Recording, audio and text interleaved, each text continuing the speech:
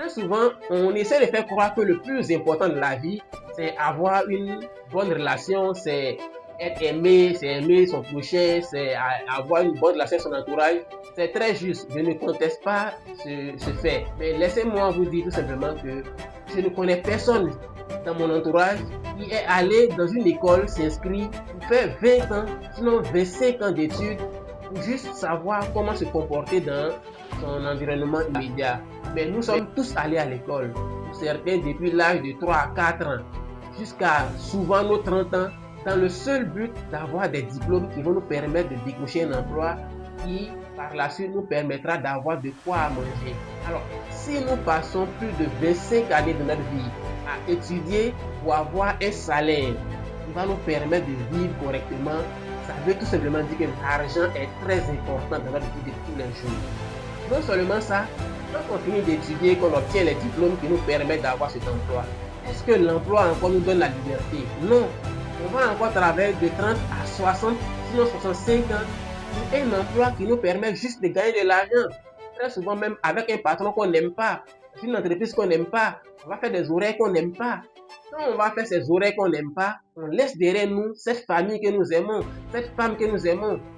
On laisse nos parents que nous aimons dans les villes et nous allons travailler dans d'autres villes, rien que pour gagner de l'argent pour subvenir à nos besoins. Et lorsqu'on parle d'argent comme ça, comme par magie, on se montre de suite désintéressé. Non, écoutez, l'argent ne fait pas le bonheur, l'argent n'est pas tout de la vie.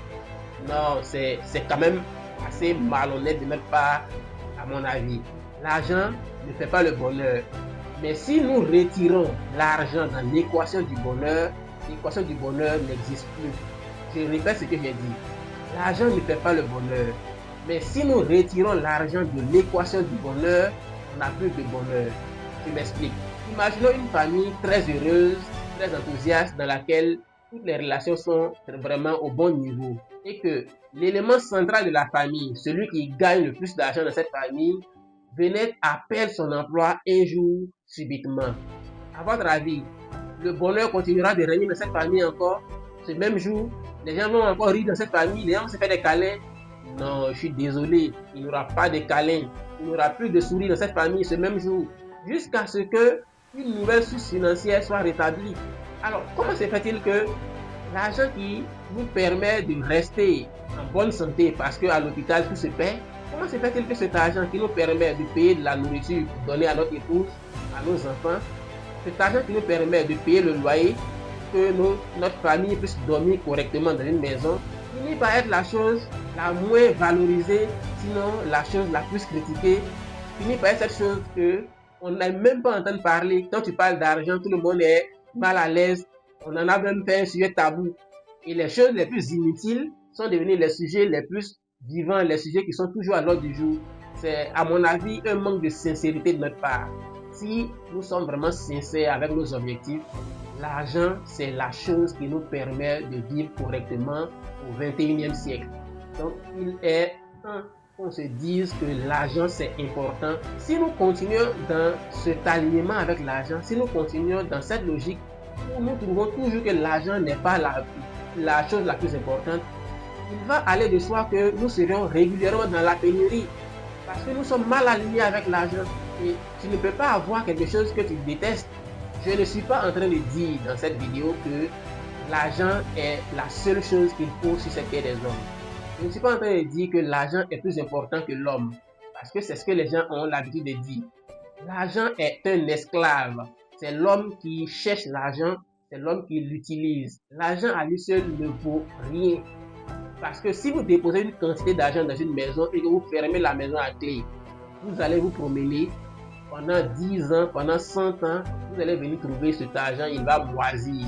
Il ne pourra rien créer d'extraordinaire. Ça veut donc dire que l'argent lui-même n'est pas du tout la chose la plus importante. Mais c'est l'homme qui est le plus important parce que c'est l'homme qui va le chercher et c'est l'homme qui va l'utiliser. Donc, l'argent demeure l'esclave et toi, tu es le maître. L'argent, il est certes important, mais il demeure notre esclave. Parce que c'est nous qui sommes les maîtres.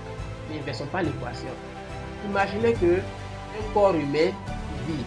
Alors, dans le corps, il y a les os, il y a la chair, il y a les intestins, il y a la peau, il y a le sang.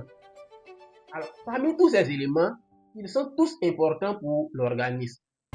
Mais dites-moi, est-ce qu'un organisme qui est vidé de sang peut continuer à vivre? C'est bien sûr non. Mais on peut couper une partie de votre chair, vous allez vivre.